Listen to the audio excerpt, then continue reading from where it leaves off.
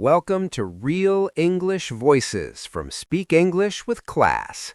Hey, English learners, and welcome back to the Real English Voices podcast, where learning English is slow, simple, well, kind of fun too. I'm Tom. And I'm Maria. So, Tom, how are you today? Feeling good, yeah. Actually, I feel pretty fresh.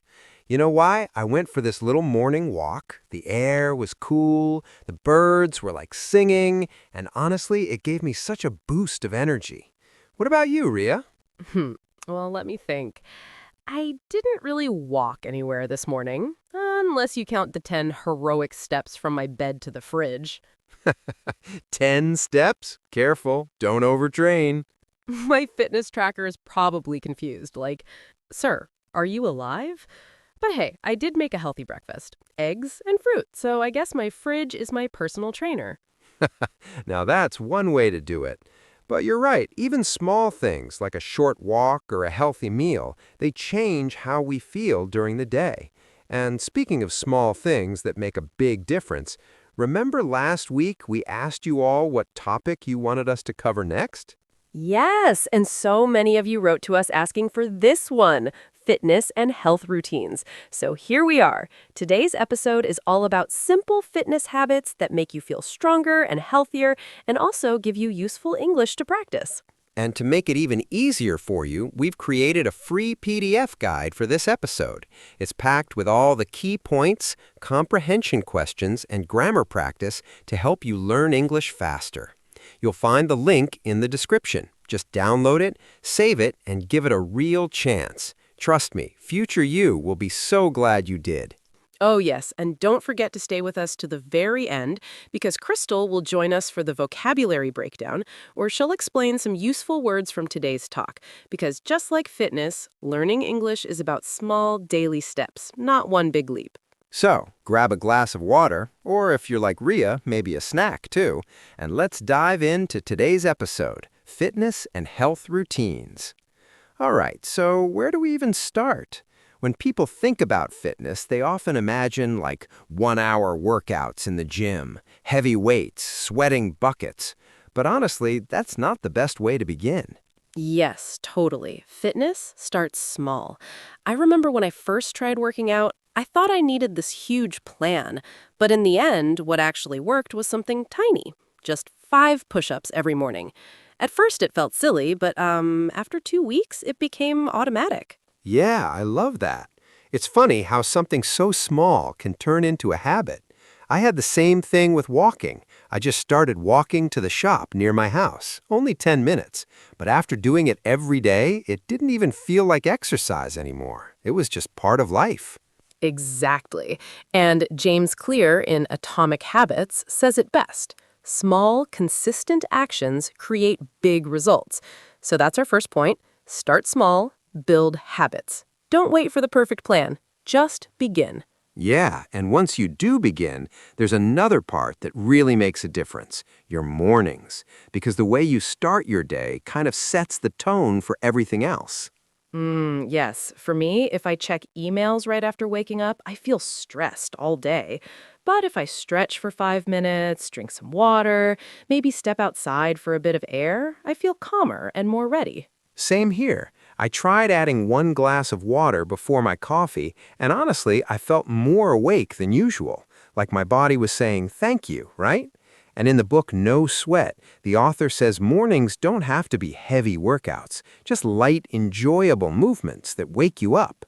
So point 2, design your morning energy routine. And when you think about it, it's not just mornings. Movement throughout the whole day makes a huge difference, too. Oh, yes. Like when I take the stairs instead of the elevator, it feels like nothing, but by the end of the week, it really adds up. Same. And I sometimes do stretches while I'm on phone calls. People can't see me anyway, so I roll my shoulders or just walk around while talking. That's smart. And the book Spark actually says this, movement keeps not just your body active, but your brain too, which is amazing. So our third point is move throughout the day, because fitness isn't just gym time. Every step counts. Yes, I love that. And speaking of steps, let's move to the next part of fitness, strength. A lot of people think strength means, lifting heavy weights and a big gym, but actually it can be so much simpler. Totally. For me, strength started with planks. The first time I tried, I couldn't last more than 20 seconds. I was shaking like a leaf. But little by little, I added more time. Now I can hold it for a full minute without falling on my face. That's progress. For me, it was groceries. Carrying heavy bags up the stairs felt impossible at first, but after a few weeks, it didn't feel like exercise anymore. It just felt normal. And I realized, hey, I'm actually stronger now. Exactly. And books like Bigger, Leaner, Stronger, and The 4-Hour Body talk about this. Strength and endurance aren't just about how you look. They make everyday life easier, from posture to carrying things to just walking with confidence. So that's our fourth point, strength and endurance as foundations.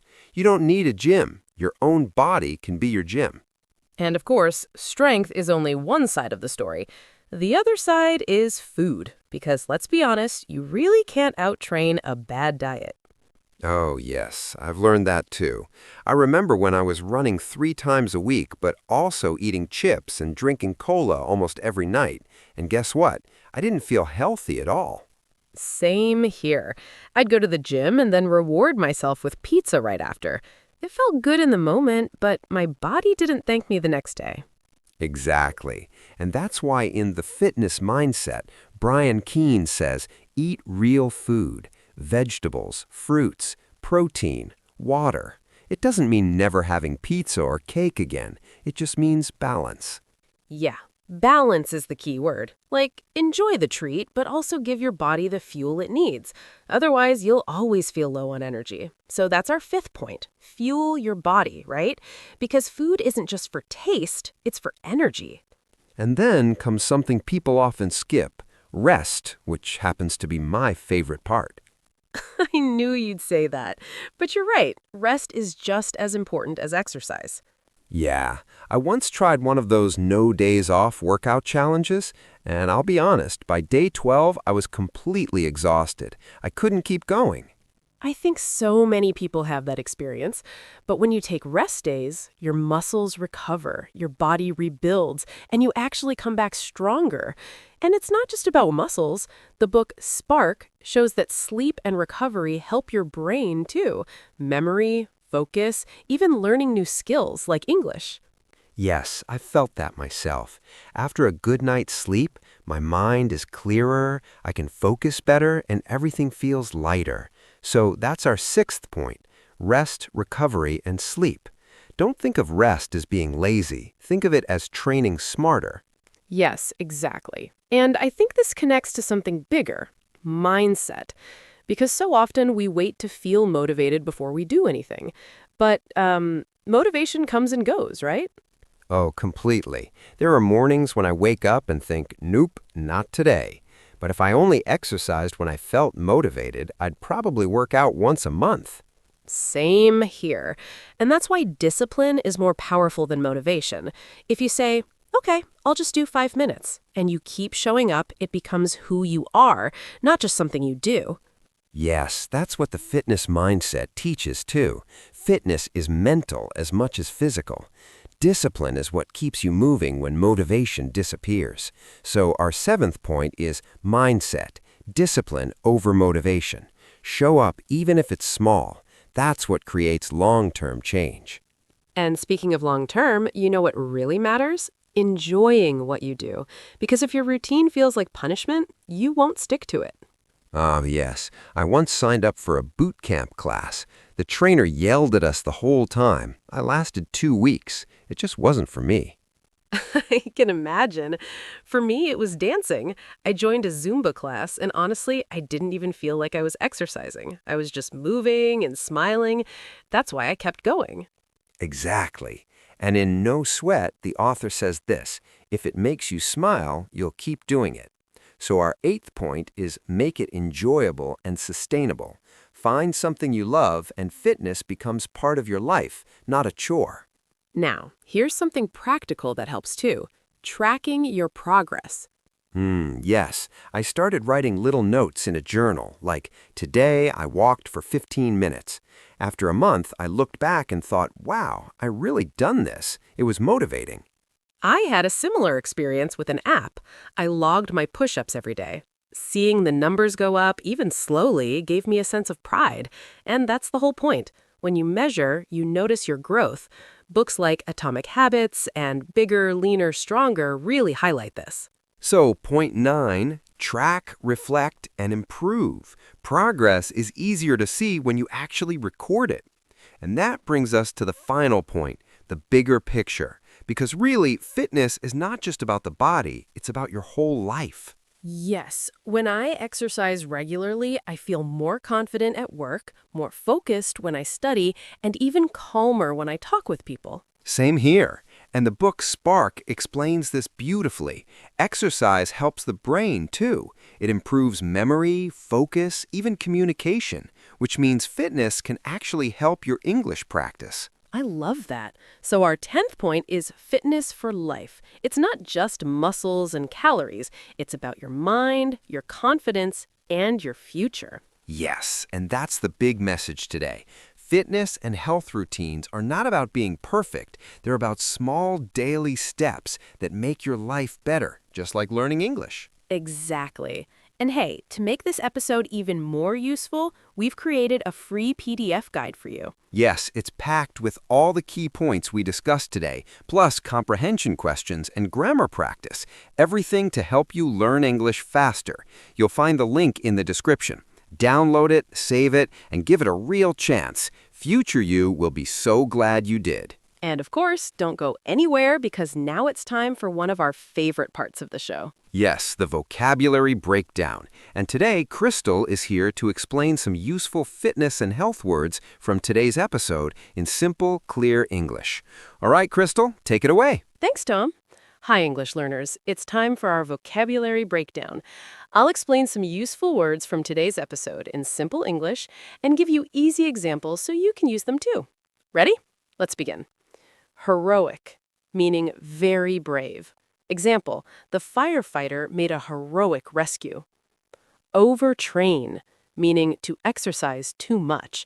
Example, he hurt his leg because he tried to overtrain. Confused, meaning not able to think clearly. Example, I was confused by the hard question. Automatic, meaning something you do without thinking. Example, brushing my teeth is automatic for me now. Consistent, meaning doing something regularly. Example, she is consistent with her English practice every day. Endurance, meaning the ability to keep going without getting tired. Example, running long distances needs a lot of endurance. Balance, meaning the right mix of things. Example, a healthy diet has a balance of fruit, vegetables, and protein. Discipline, meaning doing what is needed even when you don't feel like it. Example, he had the discipline to study every night before bed. Sustainable, meaning something you can continue for a long time. Example, walking every day is a sustainable exercise routine.